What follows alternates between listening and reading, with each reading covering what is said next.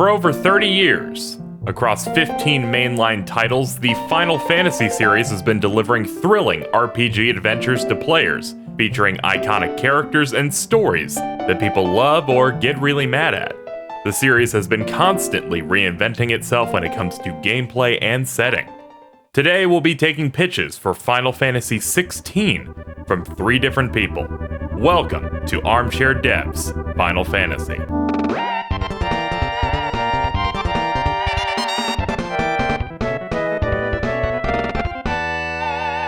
Hello everyone, welcome to Armchair Devs Final Fantasy. I am your host for this episode, KZ, and today I shall be judging 3 special people with their special pitches for a mainline Final Fantasy game. First up, we have Bob Video Games of GigaBoots.com. How you doing? My limit break is ready. We have Mr. Feel from Mr. Feel's Wild Ride. Hey KC, I'm very excited for this pitch. Oh, somebody has to be. And Dr. Aggro from some place I don't know. I was told this was a job interview. Potentially. So we'll be hearing the pitches from our 3 contestants. They will have 30 seconds to give their elevator pitch for their Final Fantasy XVI. And we'll see if they can introduce something exciting. So we're going to start with Bob Video Games. Okay. As soon as you begin speaking, I will start the timer. All right, here we go. Final Fantasy XVI will be a back to the groundwork Oh no, I'm screwing this up so bad. It has the ambition of tricking people into playing a turn-based RPG by making everything so smooth, so good, having new character designs. Oh my god, I'm screwing this up really bad. This is horrible. How much time we got left, Crazy? And time's up. All right, that's gonna do it for Bob Video Games pitch for Final Fantasy XVI. Sorry, Bob, if you can't take the heat, get out of the kitchen. Oh no! All right, so I have plenty of notes here for Bob's elevator pitch. I'm very excited about that. I don't want to say what they are, but they are there. Very, very excited to get back to you on that. So, Mr. Feel, you're next up. So, you'll give your elevator pitch. You will have 30 seconds. Whenever you start speaking, I'll start the timer. Final Fantasy hasn't been healthy in years. From the disjointed 15 to the disastrous launch of 14 to the apocalyptic 13 trilogy. Final Fantasy needs a clean win on its record. A game nobody can deny is fantastic. This will be that game. While Final Fantasy XV was a fantasy based on reality, this will be a reality based on fantasy. This is Final Fantasy XVI, an epic coming-of-age story that utilizes a new aesthetic. And that's all the time we have for your pitch. All right, so I've written 2 words in my notes for feels. Pretty good. Bob, you're looking pretty good right now. Thank you, KZ. I need to hear that sometimes. All right. All right. Let me catch my breath here. So, our last elevator pitch will be from Dr. Aggro. Whenever you're ready, I'll start the timer once you start your pitch. Gentlemen, my pitch is very simple. It has 2 parts. 1, the entire game takes place within a single sprawling urban and suburban environment, old school mega dungeon style, no more Tolkien-esque travelogue fantasy. 2, the setting and story are both 100% way up their own ass pretentious symbolistic nightmares of constantly shifting layers of perceived reality, metaphor, and unreliable narrators. I intend to set a new standard for theory video baiting and death of the author vitriol within the fanbase. All right, thank you. That was within the time limit, and you said words that I recognized. So that is pretty good. Before we go forward, you went quite fast, so allow me to talk about the notes I have here for these 3. Normally, I wouldn't do this, but I feel it's very interesting. For Bob, I wrote down old floorboards Final Fantasy turn-based, I guess. For Dr. Aggro, I have urban environment, way up their ass, perceive reality, new standard game theory video. And for Feel, fucking nothing. So, I'm pretty excited about what we have here today. I think we can figure something out as we go forward. All right, so we are going to jump into some questions. I'll be asking random questions about our contestants' pitches for their Final Fantasy XVI. We'll be starting with Mr. Feel. I'm ready. All right, so my first question about your game. What is it? Can you be more specific? Okay. Will you be going for turn-based or action for your Final Fantasy XVI? We will be using a modified turn-based style of combat where positioning is an aspect of it, and your party members will have moves that move enemies and can attack specific patterns of space on the battlefield. So you can push all the enemies together and have a party member drop a focused attack on them, or use a weaker attack that targets a larger space on the battlefield. Ah, very interesting. Very innovative. All right, I have a question here for Bob. Okay. So, you're going a bit classic with your Final Fantasy game, and I was wondering, what's the general setting going to be like? Are we shooting for something more sci-fi based? Is it more medieval? What are we looking at? We're looking at something more like Final Fantasy VI, where there's a mix of sci-fi and then the more down-to-earth, like high fantasy style stuff. Okay, so going for the big classics then. And it's a little bit modified though. So it's like post-apocalyptic, but still earthy. Like it's not a desert or anything. It's fully different environments and everything like that. But there's references to, this world's been destroyed before, and you're seeing things like old technology is literally like stuff we saw here in the 80s and 90s. Mm-hmm. So yeah, it's like Castle in the Sky, Final Fantasy VI. That feel. All right, so for Dr. Aggro, you've given me a lot to work with here when it comes to the setting, what you're hoping to achieve with this game, how you're hoping to hurt the fan base. But one thing I wanted to know is who is going to be our principal main character? Our principal main character is a woman named Agni, who starts the game with some summoning abilities and mostly lightning magic.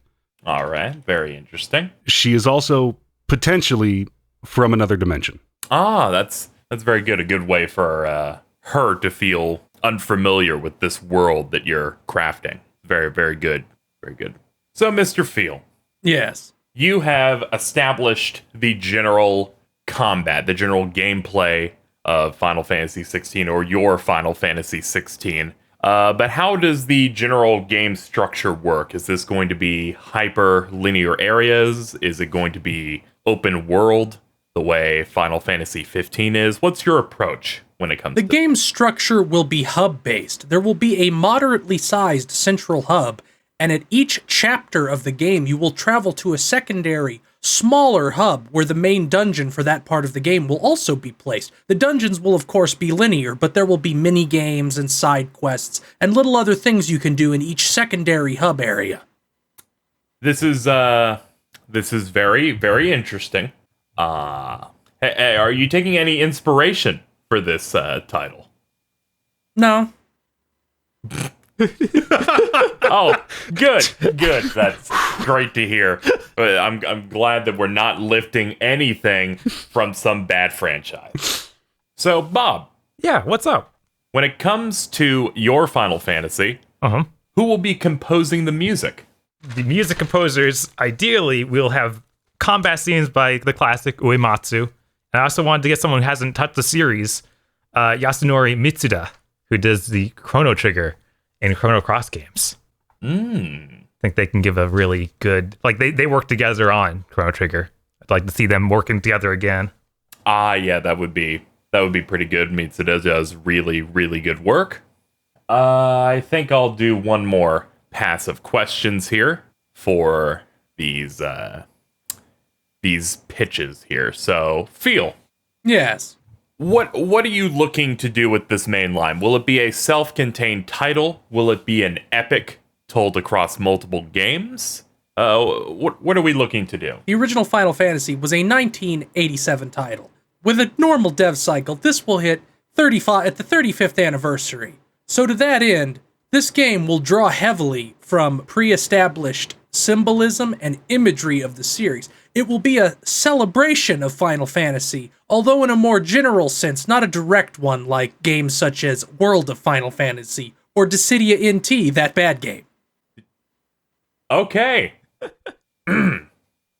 So, Bob, Yeah, what's up? when it comes to the Final Fantasy series, they have become more and more modern. The most previous entry, Final Fantasy XV, likened itself to a games as a service, offering multiple content updates, DLC season passes. Will there be a season pass or games as a service like features in your Final Fantasy XVI? I think there's room for that. There's always room for that. The game will be complete in box. You will get a full ending out of the box. The goal would be to have extra dungeons, extra things afterwards. We aren't going to end this with some horrible event that makes it unable to continue this universe. We're going to actually have DLC afterward. We could even do DLC costumes all throughout. Maybe just launch it with a few DLC costumes. Why not? Oh yeah, they love the cosmetics. Right. Yeah. Keep those kind of DLC just cosmetic things. So no ultimate team. No ultimate team. Yeah. I'm sorry. That will probably be illegal anyway by the time this is out.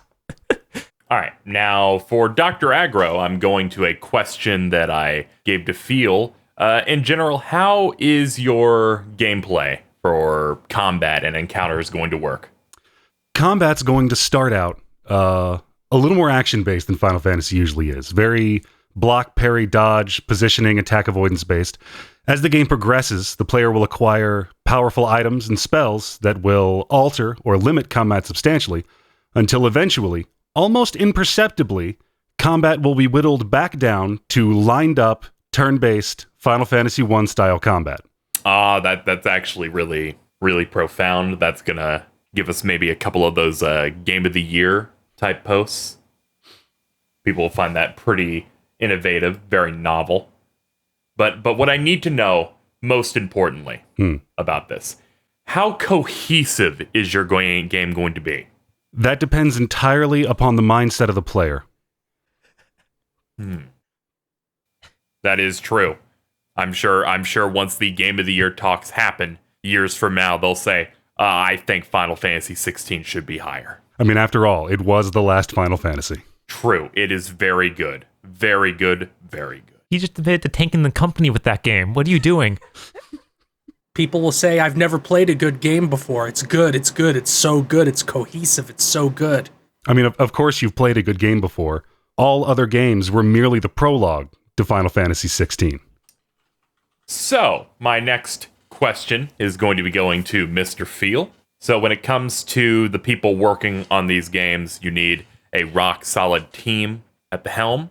So, I would like to know two key people who will be doing the character designs for your game, and who will be the director. Well, the character designs will be done by Yoshihari Seiichi, who was the characters designer for the popular fighting game Under Night in Birth. Oh, that's good. Who will be directing your title? Well, Square Enix has somewhat of a talent issue when it comes to directors, as in the only good one that has touched Final Fantasy is no longer working on Final Fantasy. So to that end, we will kidnap and force at gunpoint Takeshi Uchikawa to direct Final Fantasy XVI. He is the director of Dragon Quest XI. And to aid us in that, we will be contracting the Snake Flower Triads to capture his loved ones to ensure that he cooperates with this demand. Now, this is all very, very interesting. I'm having an epiphany because just you're setting aside a good director, a good character designer. When it comes to all of this, will your game feature Shiki Tono? No. Okay, that was very important to me. Hey, Bob. Hey, what's up? Will your Final Fantasy game, in its story, is it going to present any homages to prior games? Well, yes, of course. This story revolves in a world that has the crystals from early Final Fantasy. But to mix things up, the crystal literally has crashed into the world, ending it the first time. And now they have a civilization built around it. So we're going to have Mogs, we're going to have Chocobos, we're going to have all the classics. And of course, the classic monsters are back. There will be Cactuars. There will be Cactuars. You might have to hunt Cactuars. That's good. I'm a big fan of Cactuars. They are needed. Will there be Mughals? Yes, Mughals are in. They will look like Final Fantasy 13, but real, or have fur instead of being weird and like goopy looking. They'll actually look like animals, and there'll be a society of them, and not just one weird one. All right, I'm liking what I'm hearing. Final Fantasy XV, the devs were unprepared for the Moogle question. They had to do a poll, and they almost didn't get it in at launch. But there were Mughals in Final Fantasy 15? Yeah, I don't recall seeing that at all. There are. You get a stuffed Moogle toy from the female character Iris. Oh, that doesn't even you count. Throw it at enemies, and it distracts the enemies. Yeah, but that's lame. Like I want a real Moogle. What do you? That it is a respectable thing. It's a part of the Final Fantasy brand. Respect to our people. That's right. I at can't. Luminous Productions. Can't say anything bad about them. They're great guys over there. Moving on, Dr. Aggro. Present. I must know what philosophical ideas will be explored in your game.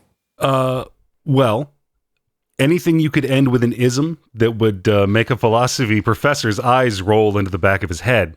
By stages will each be supported metatextually within the narrative until the end of that chapter, at which point everything will shift to a harsh rebuke of the previous philosophical conjecture. That's quite keynote. So I have grilled our three contestants with a myriad of questions, but now it's time for something with a bit more substance. All right, now before the contestants get a chance to ask questions to each other, we have some art to show off. Each contestant has drawn the villain for their particular Final Fantasy game. They will present them and talk about them. So to start, we will have Mr. Feel present his villain. All right, let me get this ready. So, it is not properly conveyed by my bad art, but in my setting, characters borrow the power of Final Fantasy summons using the Final Fantasy X term Aeon, because it's really cool. The antagonist will draw power from Anima, the summon that Seymour used in Final Fantasy X, hence his face being all bandaged and him having like a ridge of spikes coming out of his face. And his goal will be to destroy the world because of some injustice he suffered. Now that is very cool. I like the edge factor to it. Once we take this to a proper art team, I feel like we could get something really, really good, possibly chuny. So I'm very excited at what we have here. Dr. Aggro, I would like to see what you have for your villain. All right. You've presented an SVG. Apparently, it did not output to PNG like I fucking told it to. We can still look at it. I can at least. Hold on. I gotta open up the SVG and... Brilliant. Okay, now, is there anything you would like to explain about capitalism to the audience? I mean, I feel like it's pretty self-explanatory. However, as you make your way through the game, I need you to understand that this is both a complete shock and something you're going to feel like you knew all along. And it also makes sense that by the end of the game, you have transitioned into a turn-based style, because I cannot imagine what an action gameplay style would work with you fighting capitalism itself. It would not. This is also after you've bought all 13 of the DLCs, so it makes a lot more sense in that context. Can you parry capitalism? No, you can't. It's actually immune to all combat maneuvers and status effects. Very interesting. Well, we always save the best for last. So, Bob, Okay. please present to me the main villain of your Final Fantasy XVI. Okay, you guys are gonna have to understand. I drew this, but it's supposed to be done by my character designer Kinu Nishimura. It's gonna yes, look real from, cool, but here it It's is. really good. Does Street Fighter art and does. Yes. All right, let me break this down. Okay, Bob. Go ahead and explain to me what this is. Please. Oh, hold on. Let me rotate it sideways. God. How long have you been Hideaki Anno? Yeah, Bob. Can't even look at it. Father, why did you make me? It looks like your drawing is screaming. Well, no, that's his motorcycle helmet that he's painted as a giant eye. Well, Oh, of he's course. only painted it. It doesn't actually have a giant eye. That'd be ridiculous, Phil. Yeah, don't be ridiculous, Phil. This is just his Final Fantasy XVI design that he made in 1998. I mean, look at those suspenders. This is completely serious. Yeah, he's got suspenders. His right arm has been fused with the crystal, so he uses it to morph it into different weapons. And he's got a cloak. He wears a motorcycle helmet because motorcycle is a big thing in my universe. I didn't go into that, but he runs like his own motorcycle gang. Oh, good. What is the red thing? That's the sealing mechanism to make sure that his arm stays attached now that it's a crystal arm. Oh, yeah, it might just fall off his fleshy body. You gotta tie that down, yeah. Yeah, his magic limiter on it.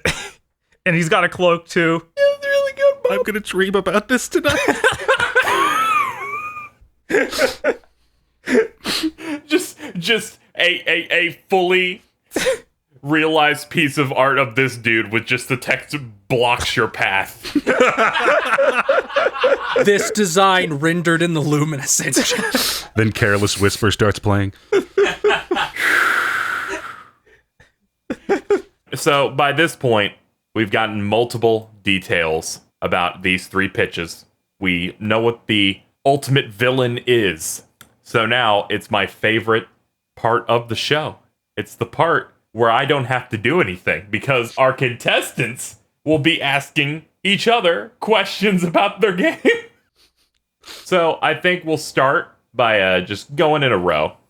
Bob, we start with you. Okay. Whew. Dr. Aggro, Heidely ho, fellow contestant. I have to know, is this pitch directly an isekai anime I just haven't seen? No. It is directly Agni's Prophecy, the Crystal Engine tech demo. Okay. I was worried it might also be that. I was So glad you cleared that up. I didn't want to say directly. But as soon as I heard Agni, I went, this motherfucker's really that in that crowd. But yeah. I'm gonna make this fucking game so that that's actually real and punish them for not doing it themselves. At least it'll make those fans shut up. All right. Feel. Yes. Will your cast of characters, how many are we going to see? Are they going to be a lot of different kinds of people like we've seen in earlier Final Fantasies, or more like Final Fantasy 15 where they're all almost the same kind of aesthetic with them? There will be 8 party members, and they will be of different races because this will be an anniversary style game. We will bring back all the popular different races like Mughals and Viera and the Ronso, and we'll even bring in the races from Final Fantasy XIV like the Mikote and the Rogadin and the Ara. So your party will be very diverse of many different characters. It won't just be humans. The protagonist will be a human, but all the others will be of different races. All right, now that Bob has grilled our contestants, we'll leave this to Feel. Feel, go ahead. Now, Dr. Aggro, Mm-hmm. your antagonist will be capitalism. Correct. But I assume that before I complete the 47 DLCs and 15 season passes, to reach that point, capitalism will have some sort of vehicle to do its will for it. Yes. Will that vehicle be a Redditor? There is a strong, non-branded internet forum presence in DLC 6, but I didn't want to bank on getting the actual license from Reddit. So basically yes, but technically no. So your antagonist will be an avid community member on 4Cheddit. I mean, if you want a producer credit, yeah, we can use that name. Sounds good. Bob, What's up? you have produced an amazing antagonist. Yes. But what were your concepts for the protagonist of your game? Okay. The protagonist, like every Final Fantasy, even up to the latest one, there's something.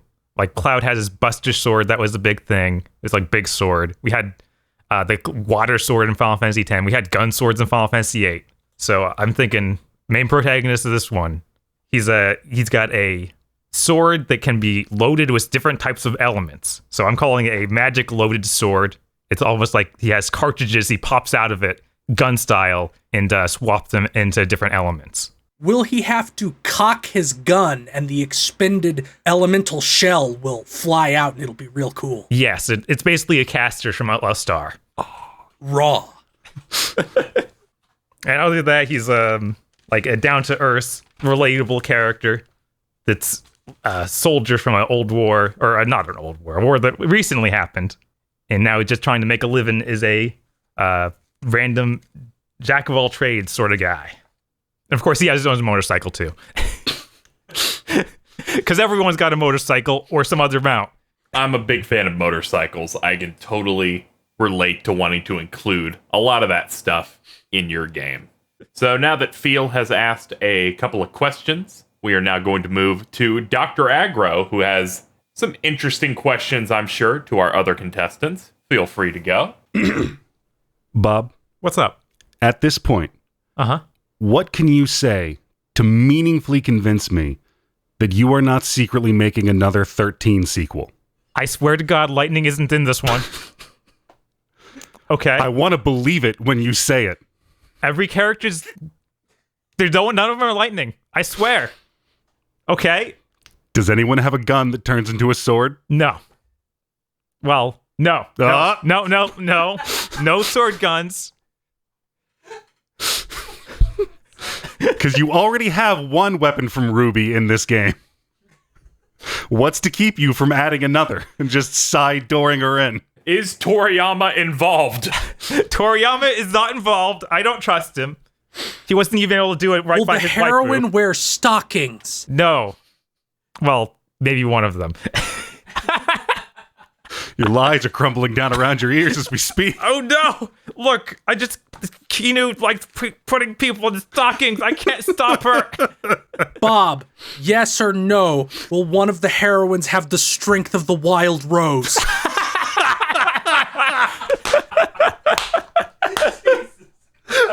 What a beautiful and unique flower. Let's just say no. One of them might be searching for the strength of the wild rose, though. Damn it. Yeah, I'm putting a stop to that. Mr. Field, Yes. do you think that at some point in the future, possibly due to a groundswell of fan support, we could see a Shikitono DLC? If there is just the demand for it, if we have thousands of petitions saying, I need the mystic eyes of death perception in this game, then anything is possible. I want to believe. All right, so we have now gone through multiple rounds of questioning from both myself as well as our lovely contestants. At this point, I'm going to go to each of them and ask them if there's anything they wanted to tell me about their game that I haven't asked them about. And we'll start with Bob. All right. Yeah, I have quite a few things. So I'll start with. I totally fumbled at the beginning. I want to have a turn-based system, but one that feels so unique and so like instant, you don't even notice it's turn-based. So I wrote up a whole thing about how to do that and how we'll have battle transitions on the field without even noticing. Like you run to an enemy, you back up or you back up, and then you actually have a command system a little bit like Persona 5's menus where a single button press will cause an attack or bring up another menu that gives you your spells, that sort of thing. But it's all very quick. The player never loses control. You have a guarding system and a dodge system, so you don't feel like you're playing a turn-based RPG, but you are. That's very good. That'll get a lot of the people that dislike turn-based into it because it'll feel a bit more kinetic, faster. And I also wanted to mention that the characters will all be different people. They will all look very different. This is not Final Fantasy 15. This is definitely not Final Fantasy 15. I was very confused. Your characters will be different people. I'm like, I would hope. Yeah, I was confused for a second. This isn't Kingdom Characters Hearts, Bob. will be characters. Yes, they won't all wear black. They won't be of a similar clique. They will be from different towns all throughout this world. Each town's going to have its own aesthetic to it.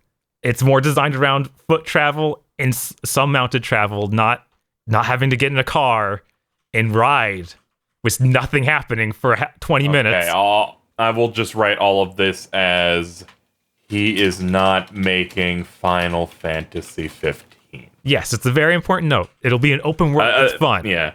You will not be contracting a local fashion designer in Japan to do all of the outfits for the game, which leads to very limited design opportunities. Very good.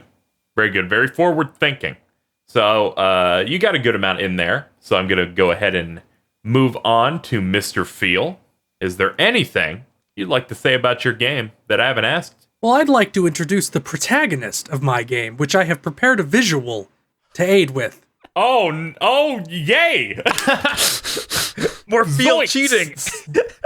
Zoink, Scoob! Listen, I misunderstood what we were supposed to draw. Now, my protagonist, as I said, all the races will be in this game. The protagonist will be a human raised by Mughals. His father, adopted father, will actually be the Mughal chieftain. Yes. And as you can see, he has a bright pink ahoge. That is because he is just a human. So he had, in order to replicate the Mughal dealy bopper that they all have on their head on the antenna, he gave himself an ahoge and dyed it pink. And this isn't properly conveyed in my bad art, but he wears a hoodie that, if it's on and the hood is up, replicates the look of a Mughal, like it has the Mughal ears on top of it. Oh, good. He uses Magitech gauntlets and greaves as his weapons. Think like the fist weapon from Devil May Cry 3, whose name I can't remember at the moment. It's Beowulf. Beowulf, yes. Think Beowulf. Magitech Beowulf will be his weapon. Like I said, characters will pact with summons, and his will be one of the Knights of the Round. Knights of the Round is an incredible summon. Definitely one we want to represent with the most current of technology. Definitely not ruined by Final Fantasy 15, you're right.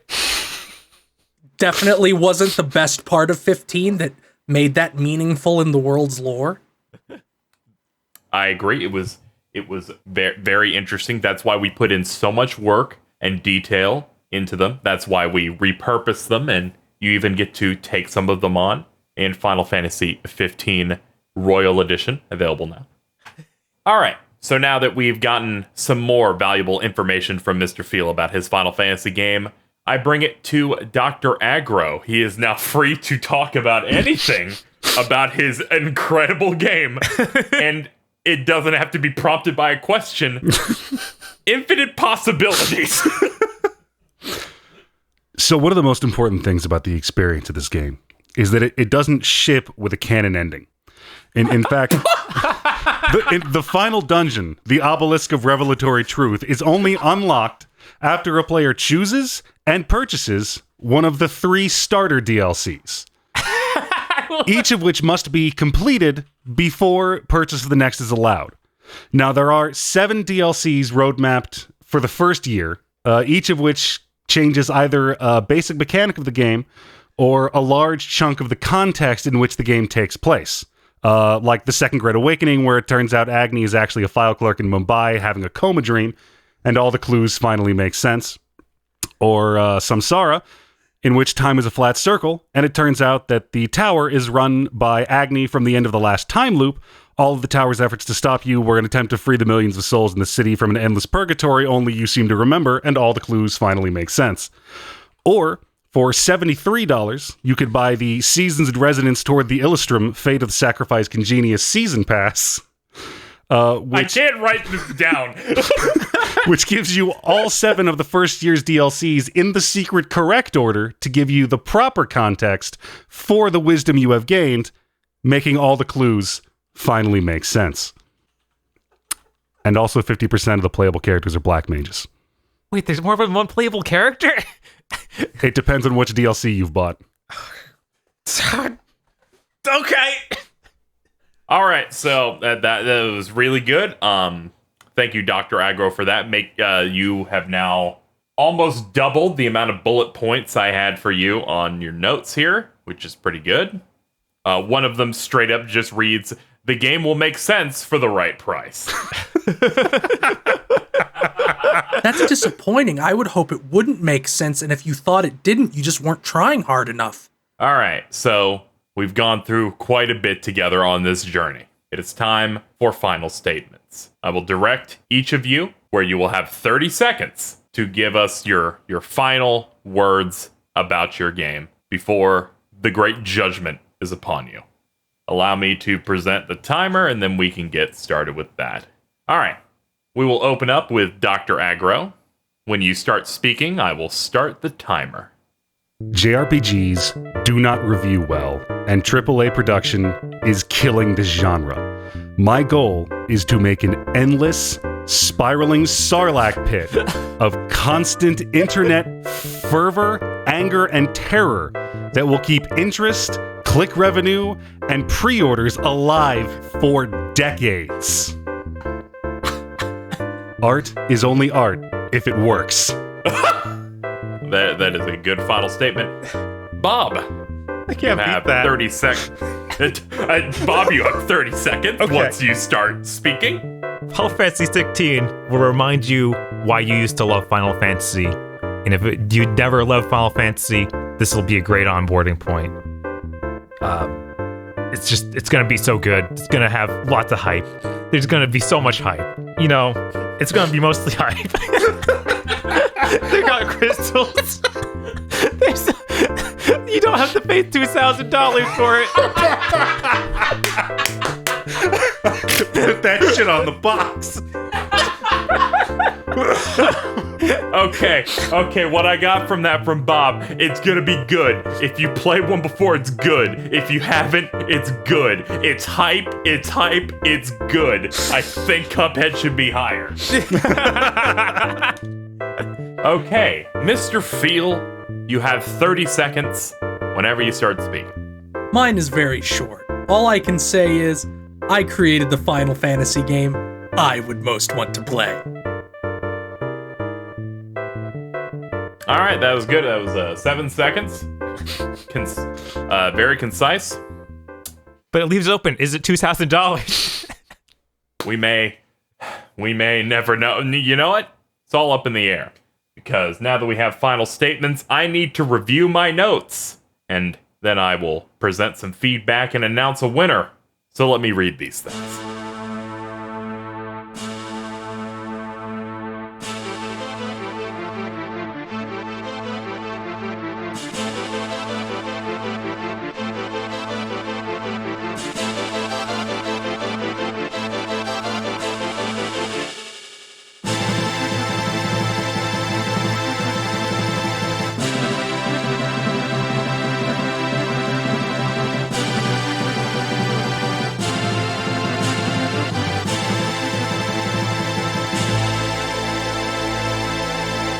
Okay, so now that I've had time to look over my notes, I want to give some feedback on the 3 pitches I have in front of me. So starting off with Bob, for your Final Fantasy XVI, I really like the diversity Really happy you're not making another Final Fantasy 13 or Final Fantasy 9. Those are some of the worst, and I'm really glad that we've managed to steer clear of some of that. The final boss is amazing. I'm still recovering from it. Don't look at him. That's why the looking over notes section was so long this time, because I had to get out of the hospital and recover from that. But very, very, very excited about it. If I was to say anything, problems I have when it comes to this, while I really enjoy a lot of the stuff you introduced, I feel like the stylish transitions from on the field to combat could be a bit messy.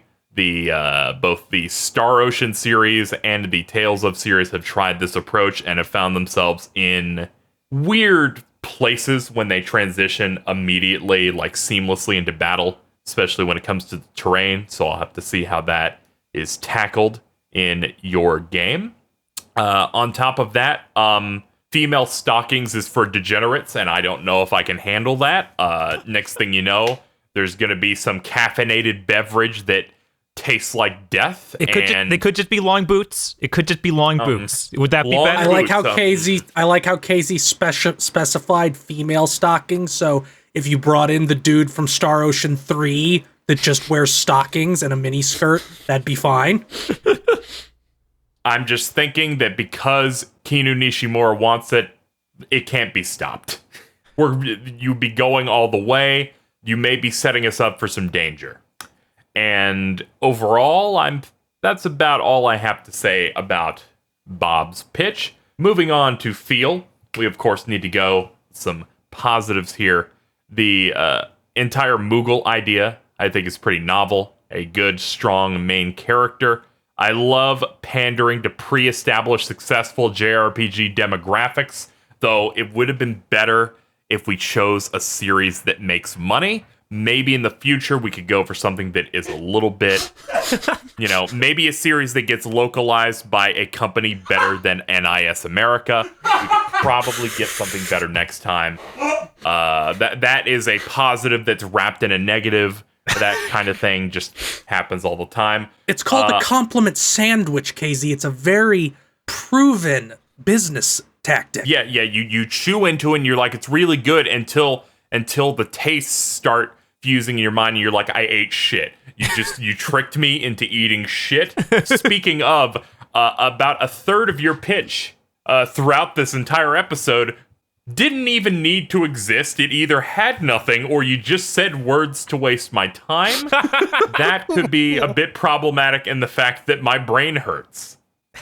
That said, Beowulf is raw, and that's really good. And the term anything is possible for Final Fantasy XVI, it makes my heart just catch on fire. It goes doki doki for this pitch.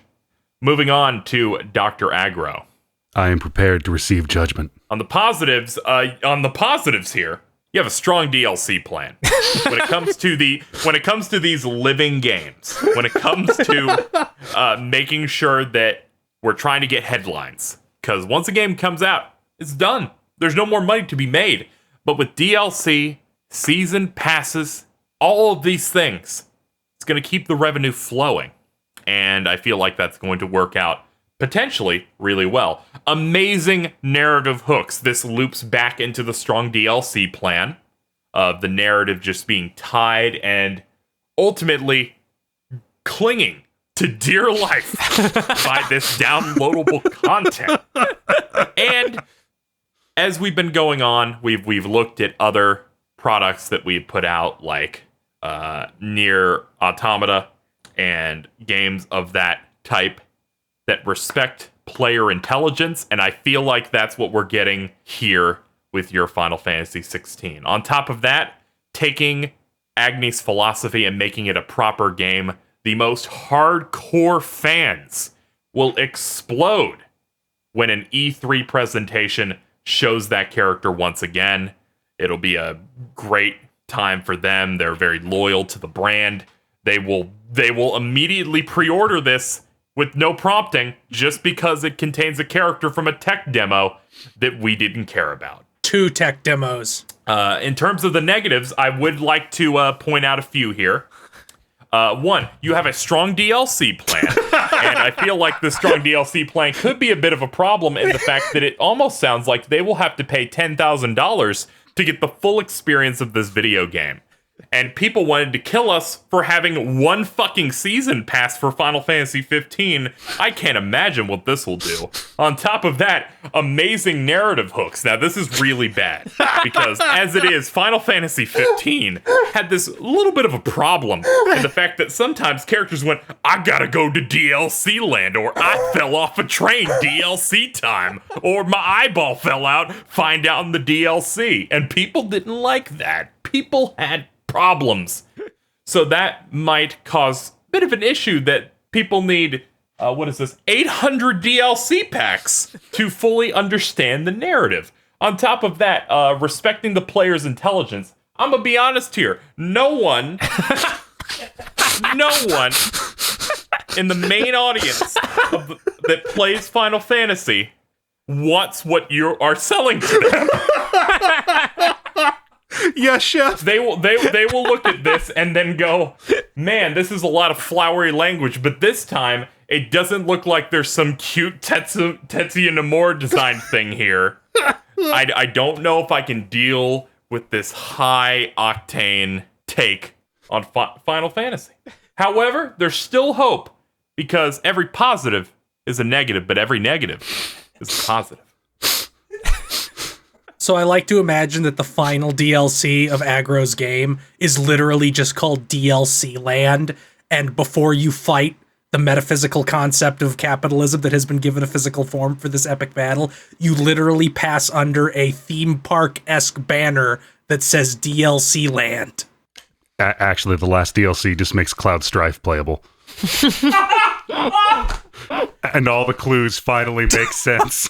That's the final boss's ultimate move. You can defeat me, or you can play as Cloud Strife. Back into the wheel of despair. As it turns out, this was the Final Fantasy VII remake.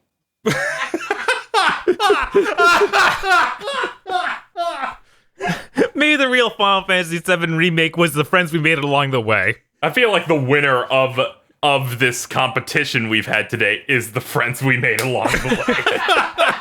But really, it can't be. There can only be one winner. It's been eating me up inside this entire time trying to figure out who the true winner is, and it's not just me debating it as I talk and letting this conversation continue to go longer and longer. The winner and the concept we will take to make Final Fantasy XVI, the one who drives the destiny of Square Enix's biggest fucking franchise, is going to be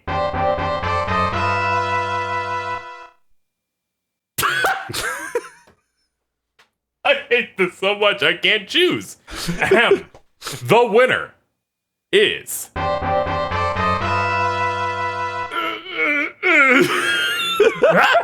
Bob. Your concept was the winner of this Armchair Devs Final Fantasy. I look at what I have in front of me. One of them is a predatory trap for downloadable content. One of them is a completely uninspired video game ripping off another company's stuff, but under the guise of no one will find out because no one buys those games. But thankfully, I know what those games are. We can't allow this.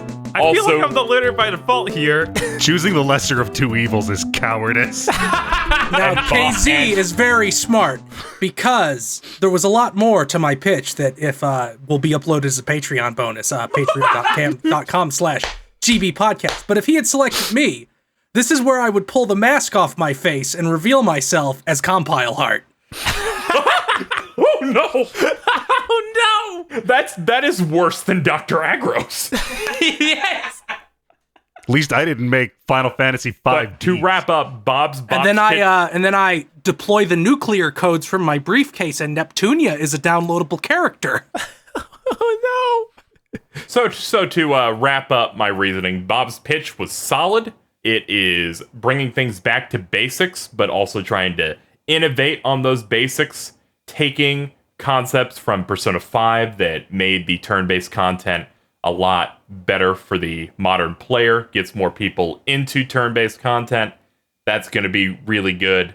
Of course, the classic Final Fantasy VI style, but also some post-apocalyptic stuff, some realistic type of stuff, and some new ideas with the crystal being something from space rather than just being a normal thing. I think we can deal with female stockings, the search for the wild rose. I think we can deal with that kind of stuff because there's some fresh stuff in there. A Mitsuda composed Final Fantasy on top of Kinu Nishimura designing a Final Fantasy. That's something we've never had before.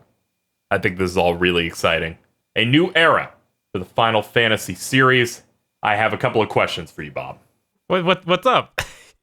So, when it comes to this game, how long will it take to release? And by that, I mean, what year is it releasing?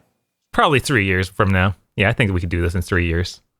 All right, 3 years. So, it'll be coming out in 2022. So, that works out. So, I have wonderful news, Bob. What's that? It was about 5 minutes ago that a trailer for your Final Fantasy game was released. Okay. I hope you're excited. Everyone knows about it right now. That's probably bad. Nothing from your pitch was in it. It was an entirely different concept from the one you pitched that you now have to deliver on. Yes, and most importantly, we will be putting you on Unreal Engine 4 for your game, but please know that 2 years into it, you'll be switching to the Luminous engine. You must hit your target. These all sound like really bad things. Unfortunately, Luminous Studios' new IP needs all the people who know how to use the Luminous engine, so they will be taken off your project and put onto that one. I mean, my project is Final Fantasy. What are they doing? What could possibly be more important than Final Fantasy? Oh, no. I'm sorry, but they will be working on Final Fantasy Dusseldorf 27, Agni's Philosophy. It's another project that we have decided to greenlight. Oh, no! We've been making it for the last 10 years already.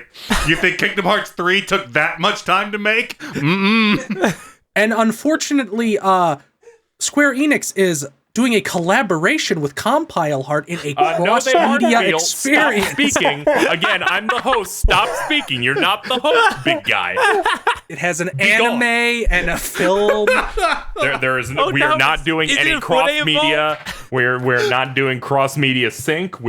Keiji Inafune is working on it. They fished again. I'm the host of this show. It's now motherfucker. Red Ash. Thank you so much for watching Armchair Devs Final Fantasy. Stay tuned for our next episode, in which I'm dead. Thank you for listening to this episode of Armchair Devs. Podcasts like this and Big Think Dimension are only possible with viewer support. If you'd like to help us in the fight for good content, please show us your support over on patreon.com/gbpodcasts, where you can also listen to the extended pitches that couldn't make it into this episode.